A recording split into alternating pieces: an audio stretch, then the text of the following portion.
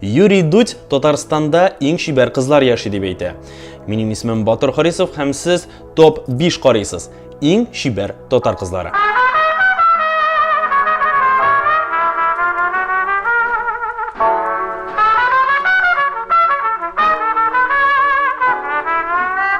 Бишенче урын. Бүтін дөньяга танылган иң шибәр татар кызлары топ модельләр. Леди Гаганың көндәшчесе Ирина Шейк һәм Чаллы кызы Лилия Сиддикова. Ирина Шейхлисламова 1986 елның 6 январында Чиләбе өлкәсендә Еманжелинск шәһәрендә туа. Ул супермодель, хәзер Европада һәм Америкада эшли. Ул Криштиану Роналдуның һәм инде хәзер Брэдли Куперның йөргән кызы. Рәхмәт сиңа, Леди Гага. Лилия Сиддикова 1995 елны Чаллы шәһәрендә туа. 2017 елны ул Playboy журналының ел кызы булып билгеләнә. 4-нче урынны без җырчыларга бирдек. Алсу, бүтән дөньяга танылган опера җырчысы Аида Гарифуллина һәм Голос проектының финалисты Эльмира Калимуллина. Алсу 1983 елны Бөгелмә шәһәрендә туа. Татарстанның атказанган артисты. 17 яшендә Алсу Стокгольм шәһәрендә узган Евровидение конкурсында 2-нче урынны яулап ала. Аида Гарифуллина 1987 елны Казанда туа. Опералея дип исемләнгән яшь җырчылар конкурсының җиңүчесе. Россиянең һәм Австриянең опера җырчысы. Татарстанның атказанган артисты, дөнья күләм танылган опера җырчысы Аида Гарифуллина Вена опера дәүләт театрында эшли һәм 2018 елны Грэмми конкурсы лауреаты. 2016 елда җырчы үзенең танылган теннисчы Марат Сафин белән очрашуын әйтте.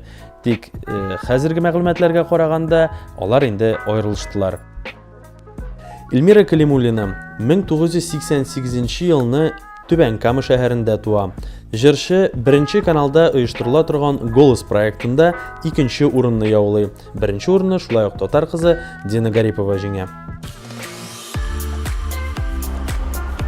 Әлеге бина Муса Җәлил исемендәге опера һәм балет театры. Узган елның нәкъ шушында бүтән дөнья татар кызы конкурсының финал өлеше узды һәм анда Ижевск шәһәреннән җиңүче сайланылды. Татар кызы конкурсы ул бүтән дөньядан иң булган, иң шибәр кызларны сайлау конкурсы.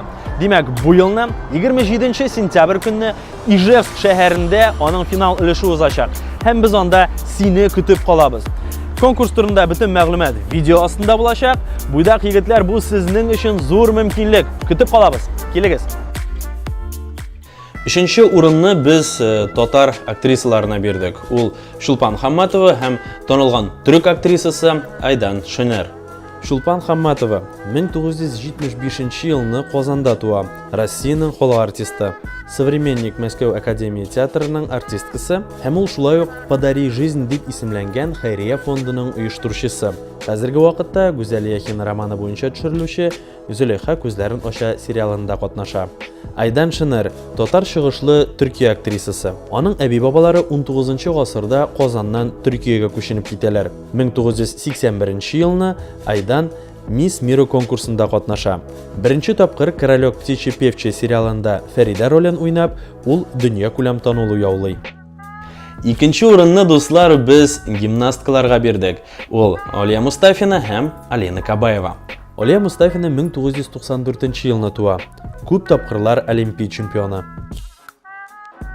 Алина Кабаева 1983 елны дөньяга килә. Ул шулай ук Олимпия чемпионы. Хәзерге вакытта Алина Россия дәүләт думасы депутаты. Һәм ниһаять беренче урын дуслар. Кем дип уйлыйсыз, кемгә без аны бирдек? Әлбәттә инде ул фигуристка. Безнең топта катнашкан иң яшь кыз Алина Загитова. Алина Загитова 2002 елны Ижевск шәһәрендә туа. 2018 елның Олимпия чемпионы. Аны хәтта Япониядә да бик яраталар.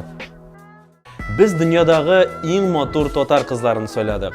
Әгәр дә сез безнең белән килешмисез икән яки сезнең үз вариантыгыз бар икән, аны аска комментарийларга язып куегыз. Сезнеңчә кем иң матур татар кызы? Һәм әлбәттә инде лайклар куегыз, безнең каналга кушылыгыз. Бу безгә киләчәктә шушындый видеоларны ясарга бер этәргеч булачак. Сезнең белән Батыр Харисов иде. Киләсе очрашуларга кадәр.